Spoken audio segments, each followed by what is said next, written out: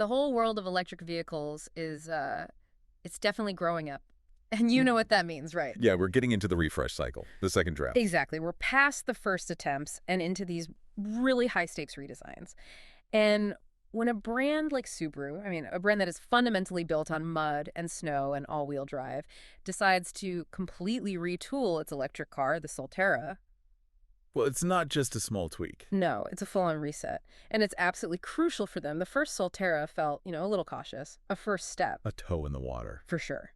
But this 2026 refresh, it's not cautious at all. It feels like an aggressive pivot. They've basically gone down a list of every major critique and addressed it. And that's exactly why we're digging into this stack of sources today. We've got dealer insights, official press releases, and some, frankly, pretty stunning early reviews on this thing. So our mission for you is simple. We're going to unpack the big, meaningful changes, range, tech, and performance to show you why this new version is being called so dramatically improved, and why, in a really shocking twist, it might just be the fastest Subaru ever tested. It's a great story. Okay, let's unpack this. So where do we have to start? It's always the same place with EVs. Has to be.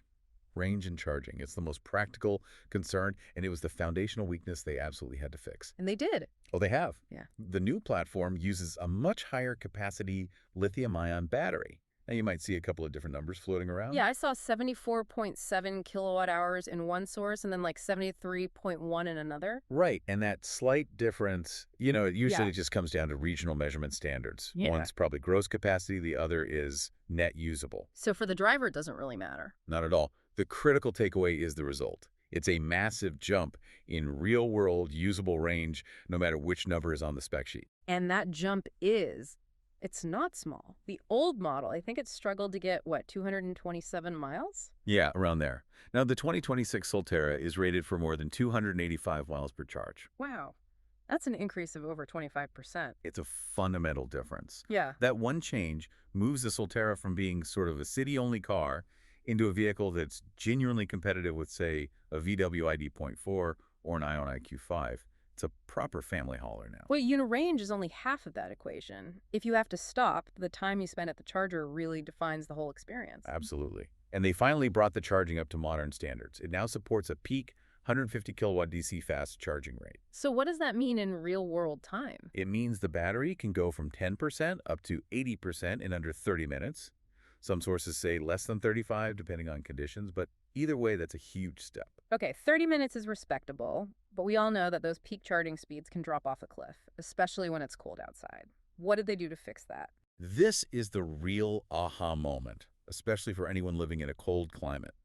They've added a new battery preconditioning system. And this isn't just passive, right? It's an active system. It's totally active. It works to bring the battery pack up to its perfect temperature before you even get to the charger. So wait, let me get this straight for our listener. If I'm driving to a supercharger and it's, 10 degrees out, the car is already warming up its own battery so that the second I plug in, I get that full 150 kilowatts. That is exactly it. Without preconditioning, that battery is cold, resistance is high, and you might only see half that speed. For a brand that literally built its identity on all-weather confidence, this system was mandatory. It validates the whole Subaru promise. That's a massive practical improvement. And speaking of practicality, they also changed the plug itself. Correct. The 2026 model switches to the standard NACS port, the Tesla plug. Which is huge. It's huge. It immediately gives every Solterra owner access to the entire Tesla supercharger network. That's, over 15,000 reliable working chargers across North America. It just erases so much of that lingering range anxiety. So is it a native port on the car, or is it still an adapter situation for now? All the sources point to this being a fully integrated native NACS port for the 2026 model year. No clunky adapters needed. They're making the full commitment because they know that network is the gold standard right now. Okay, so better range, much faster charging, and a way bigger charging map. The practical stuff is covered. So let's pivot to the part that has people really, truly shocked. The performance. Yeah. I mean, we're talking about a compact SUV here. It's designed to have good ground clearance for dirt roads, and yet the numbers are just jaw-dropping. Well, even the standard model is improved. It's got an updated dual-motor star drive system, 233 horsepower, which is, a good, solid number for this segment. But the real story here is this new performance trim they've introduced. Yes. The Solterra XT. This is Subaru basically saying, Okay, we're serious about performance EVs.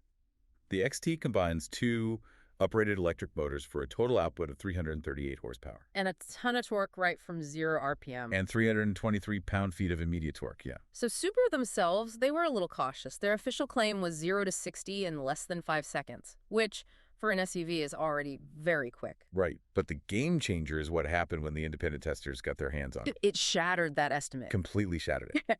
According to Car and Driver's track testing, the 2026 Solterra XT hit 60 miles per hour in a blistering 4.3 seconds. 4.3. We just need to pause on that for a second because that number fundamentally changes what a Subaru is right now. That makes this electric crossover the fastest Subaru the magazine has ever tested. Ever. Yep, it's a profound shift. I mean, think about it. It's faster than their track-focused sports car, the 2024 BRZ TS. That takes 5.5 seconds. And even more impressively, it just edges out the legendary limited edition 2019 WRX STI S219. That car, a pure performance machine, did it in 4.4 seconds. So this SUV is the drag race champion straight off the dealer lot. That instant, brutal electric torque just wins off the line. It's undeniable, and managing that kind of speed requires some serious engineering. They did it while still maintaining that low center of gravity thanks to the battery and the chassis tuning you'd expect from them. So it's not just fast in a straight line, it can still handle. Right. The new all-wheel drive control is constantly predicting weight shifts and optimizing power to each wheel to reduce body roll and sway. It ensures that even when you're accelerating that hard, the car still feels composed and stable. Which brings us perfectly to the next point. Because Subaru fans, they don't just want speed. They demand that ruggedness, that capability. How did the EV refresh hold on to that core brand identity? They held onto it fiercely, and this was probably the hardest engineering challenge. To keep that signature off-road capability, they retained the best-in-class 8.3 inches of ground clearance. Which is huge in an EV. It's critical. That battery pack is low, and keeping it protected while offering that much clearance is a major, major differentiator against its rivals. So the core promise of the brand getting you and your gear wherever you want to go, that's still there. Absolutely. And you can't be a Subaru without a great all-wheel drive system. So it's got the symmetrical all-wheel drive, but it's enhanced with the X-Mode dual-mode system. Okay, for someone who hasn't used X-Mode, what does that actually mean when you're out on a trail? It means you have confidence when there's no grip. You get specific modes for snow and dirt, and another one for deep snow and mud. Plus, you get things like grip control, which is like a super low-speed off-road cruise control. It's not just AWD, it's smart, purpose-built AWD. I also saw another really functional improvement, something that Subaru owners are always asking about, towing. Yes! That was a huge frustration with the old one. For 2026, they doubled the towing capacity. It's now rated at 1.5 tons. That's a big deal. That takes it from just being able to handle a bike rack to, a small camper or a utility trailer. Exactly. It's an improvement that will resonate really deeply with their core audience. And of course, being a family utility vehicle, we have to talk about safety. Non-negotiable for Subaru.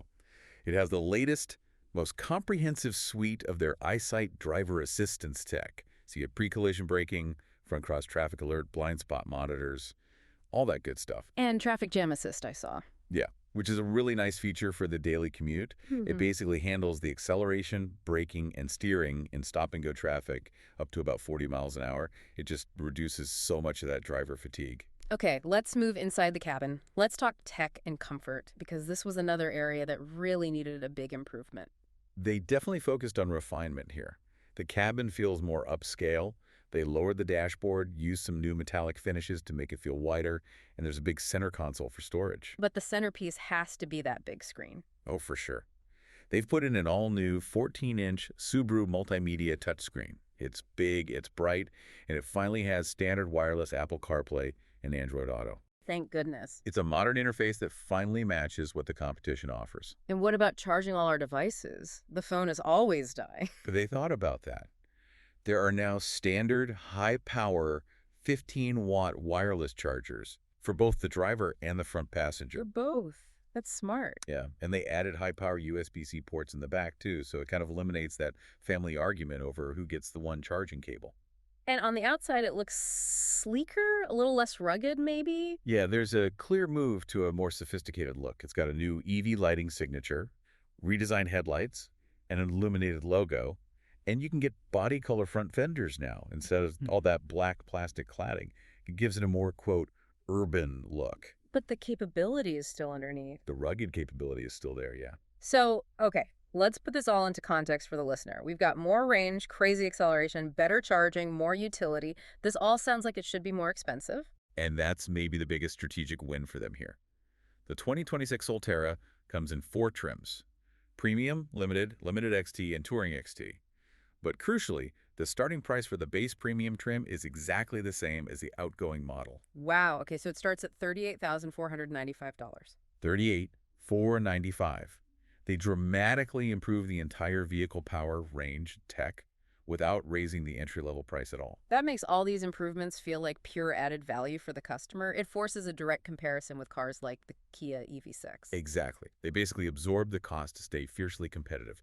Now, we did see some initial negative comments online. A few people saying 285 miles of range still isn't enough, or calling the jump from awful to mediocre. There are always critics. Always.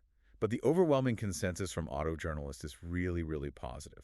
They see that Subaru has successfully turned this into a vastly more competitive EV that really delivers on that enjoyment and peace of mind promise. So, to just sum it all up clearly for you, the 2026 Solterra is a huge pivot point for Subaru. It blends that traditional non-negotiable capability, the 8.3 inches of clearance, the smart AWD, the double towing, with this stunning, totally unexpected electric performance, that 4.3 seconds to 60. And it adds the essential utility improvements like the better range and the NACS port. And that transformation, combining the identity of a tough all-weather vehicle with this supercar-like acceleration, it raises a really important question for the brand's future. Which is? How is Subaru's historic focus on rugged durability going to influence their future high-performance electric cars? Especially with that tease of an electric STI concept out there. They've set an incredibly high bar for themselves now. That is something exciting to think about. Thank you for letting us deep dive into your source material today and really explain the core characteristics of this new Solterra. We hope this clear explanation helps you out. It was our absolute pleasure. If you enjoyed cutting through the noise and getting straight to the facts and insights, make sure you follow the channel. You won't want to miss our next deep dive.